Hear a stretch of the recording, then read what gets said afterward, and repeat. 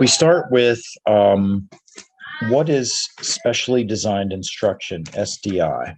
What is it? What it is instruction only provided to students with IEPs.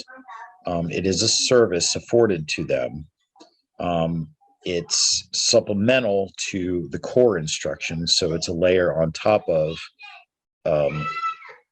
Tier 1 instruction, regular core instruction.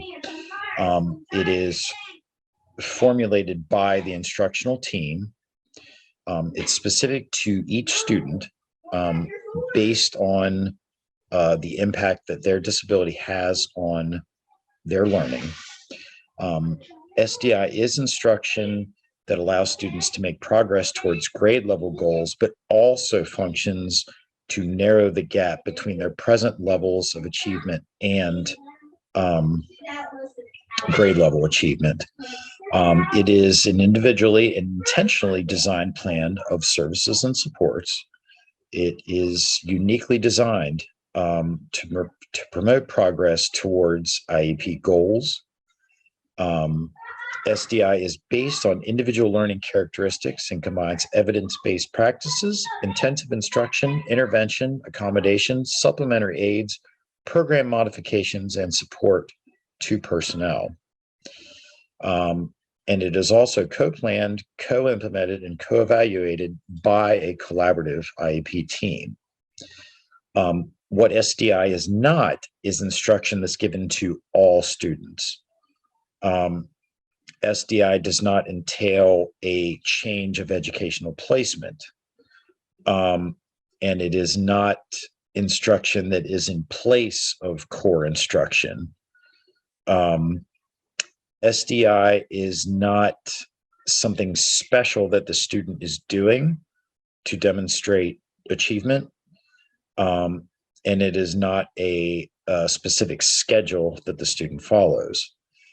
SDI is not lowering expectations or teaching students to a grade level below their current grade level.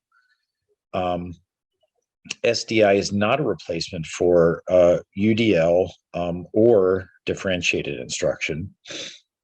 SDI is not a commercial program without individually designed supports and services. SDI is not only available in Tier 2 small group or Tier 3 one-on-one, one-to-one instruction. And SDI is not planned, implemented, and evaluated solely by a special educator. It's got to be the whole team. The definition of instructional equity, meaning a proactive commitment among educators to eliminate learning barriers to the greatest extent possible via low-tech and high-tech means, and to provide instruction based on the learning needs of all students. SDI is the vehicle of instructional equity. Instructional accommodations like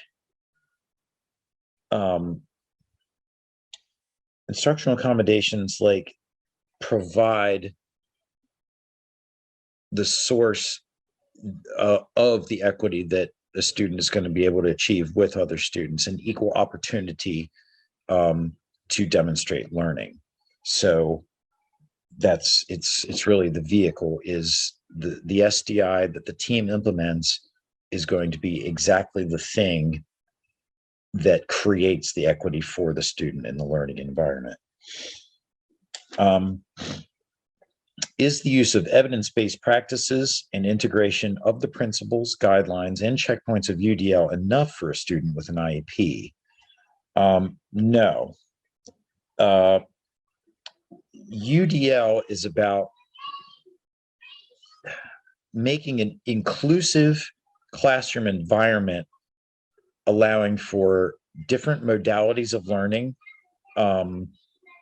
that allow for the most diverse group of learners, greatest number of diverse learners to demonstrate that they have mastered a particular skill.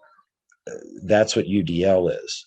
But what SDI is SDI must be individually and intentionally designed to each student and is a plan of services and support. So UDL is, again, that sort of where we all should be, the universal design where we should all be shooting for. But SDI is where you really drill down on the individual needs of the learner. So it's not enough to just integrate the principles, guidelines, and checkpoints of UDL. And it's not also enough either to just use evidence-based practices, because a learner may require intensive instruction, accommodations, supplementary aids and services, program modifications, and personnel support. So that's something, again, that's sort of outside the scope of UDL and evidence-based practices. Again, you're talking about also the human element. You're really drilling down on the human element of understanding the learner, getting to know them. Yes, developing data-driven practices for them, but also like learning specifically designed to the individual. So it's not merely enough to have evidence-based practices in your instruction, nor to be adhering to the UDL framework. Some considerations of the law in the implementation of SDIs. Teachers certified in special education can provide SDI. General education teachers collaborating with special educators or related service providers specialized in a student's area of need can provide specialized instruction. Paraprofessionals cannot be the sole providers of SDI, but they can reinforce and support the instruction of a qualified teacher. They can present SDI, but only under the direct supervision of a qualified teacher. However, important to note that in the bulletin, it notes that collaboration, that means parapros, gen ed teachers, special educators, related service providers, collaboration is critical to make sure all students receive the instruction they need. So I think that's very much there in the spirit of the law.